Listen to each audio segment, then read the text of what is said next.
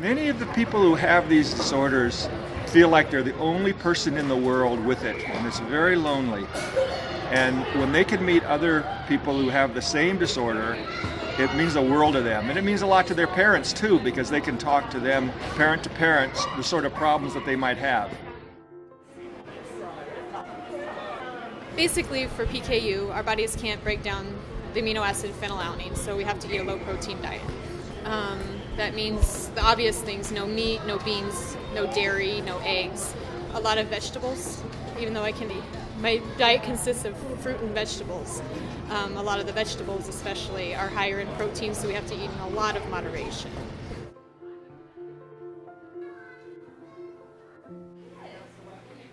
Everybody thinks that it's so healthy, like the PKU, oh, you eat lots of fruit and vegetables, it must be so healthy, but the more nutritious something is, the more protein it also has. So if you think kale and broccoli and all these vegetables that we love are also the higher in phenylalanine vegetables.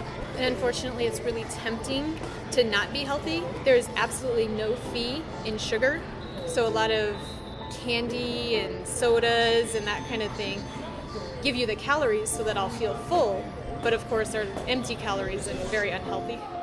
I've learned a lot about PKU, and what I've learned is that there's a certain protein, right? Amino acid. Amino acid, yeah, that PKU kids can't break down. Right. So what do? We give them a formula that's low in that amino acid called phenylalanine. And when we do that, the phenylalanine level in their blood goes down, and since it's a toxic compound, if you get it down to normal levels, well, they do very, very well.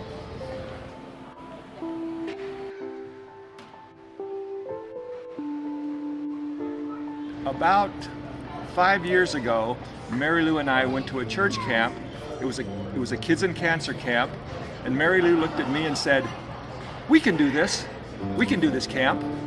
And sure enough, we did this camp, and we've been doing it for the last 5 years. But the camp is really run by the parents, and that was what made this camp work.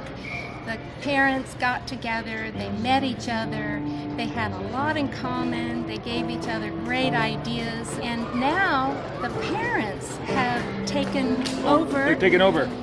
And they really run the camp. They run the camp now. We've struggled a lot with the school system. We ended up having to put a 504 in place in order to get accommodations for his food at school. So the cafeteria was not very accommodating until we ended up calling an all-out meeting with the entire school board and insisting that they make accommodations for him.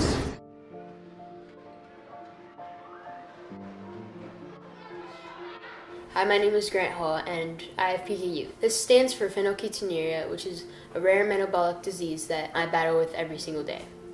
This means that most of the food I eat is extremely expensive. This is what a month's supply of food looks like, and it's $18,000 a year, and it's required metabolic food, like this. The daily intake I can have is less than this small egg. On the outside, they look healthy, but for thousands of newborns, what's on the inside is deadly. Whenever 9-year-old Grant Hall wants a snack, he has to calculate a complicated math problem. Everything he eats is not only weighed, but also logged. We have to actually do the job of the liver by weighing out and measuring all the foods. PKU is one of 29 disorders detected in a test using just 1 drop of blood.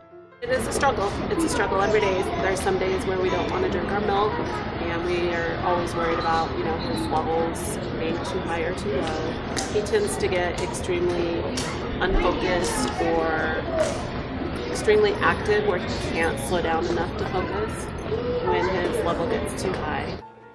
I've had the chance to see people who were diagnosed many years ago in the 50s before there was screening, and those people never had a chance to have formula, and they are very, very seriously damaged. And you look at people who were diagnosed 30 years ago, and there was a time when they let people go off diet for a while, and they're having some problems too. But now the kids that stay on their diet have done extremely well, and we really expect the kids to go to college if they were meant to go to college. So that's a good thing. But sometimes we see some sadness when kids don't follow their diet, and they can be like the people we saw 50 years ago in not such good shape. We hope to be doing it for many more years. We need more parents to be more involved, but we have a great group now, and we need to bring on some more parents. It'd be very important to us.